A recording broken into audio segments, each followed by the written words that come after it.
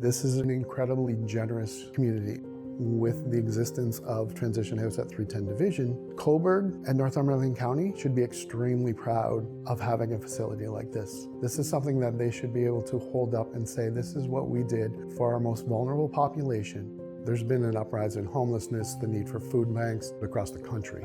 There's these assumptions that are made that as soon as somebody becomes homeless, then there must be mental health issues, there must be addiction issues. They might not be able to make ends meet because the grocery bill had to be paid instead of, paying for their rent.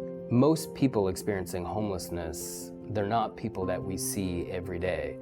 They're couch surfing, they're staying with family and friends. We're out in the community, we're meeting folks exactly where they're at, and we're walking alongside them to get them connected to services. A shelter is a really good, safe place to work with somebody to get them permanently housed with the right supports. And in order to do that, that means all of the systems have to work together. That's health, police, mental health, addictions, housing, and support. So our current shelter model is 22 beds out of a 4-bedroom house. We have a number of folks in the same room on bunk beds. They're all expected to function like every other member of the community. That's not the best for anyone. 310 Division, it's something the community should be proud of, because what this does is allows more people to access services that they weren't able to access before. People who have pets, couples, mobility issues, all now get to access services within these 4 walls. Transition House staff are going to create an individualized case plan. The beauty of having the 310 Division facility is that we can actually offer true wraparound support services for the clients. So that can include things like emergency food services, like the food banks. A lot of the time, wraparound services look like sitting down with that individual and their identified supports, whether that's through a social service agency or community volunteers, and working with them on what their goals are. And everybody has a piece in doing that, including the person that we're supporting. So individuals aren't expected to travel all over the community to access the services that they need to be successful and move forward into housing. I think it's the opportunity for us to be able to do assessments for these individuals on a regular basis and prevent those emergency department visits, hospital admissions, and just to try to keep people safe and as healthy as possible. For 310, we've made sure that the space will work for everyone.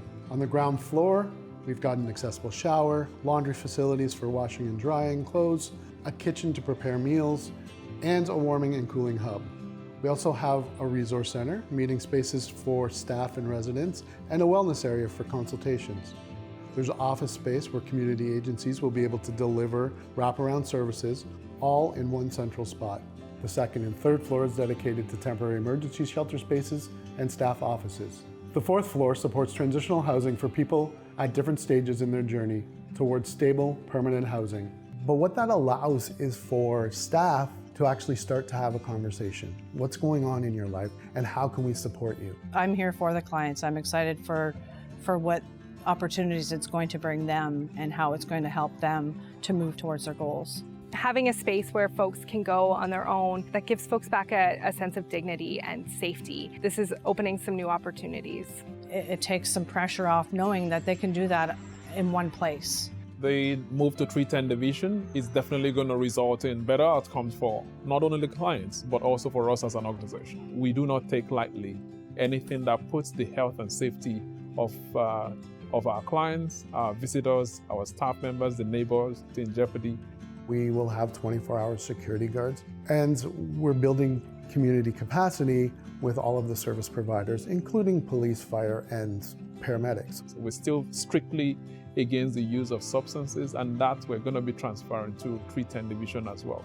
So the fact that we are a low barrier facility does not mean that we don't have rules. Lower barrier just means you're allowing more people in so that you can serve them better, not so that you're screening people out so they have no access to shelters. We still respect the place of the rights and privileges of the clients, and then we respect the fact that we exist within a community as well. This is going to put Northumberland County on the map as far as places where housing first principles are actually being practiced. The support, the caring, the love behind these doors, I wish the community could see that.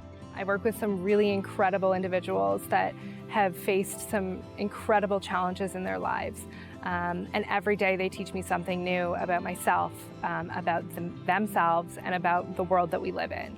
Knowing that I can support someone who feels alone or might be feeling hopeless and making steps in their lives that's going to help them, that keeps me going. I absolutely love my job. My heart is here. I want this to be a place where people can be hopeful that they actually have a future in this community.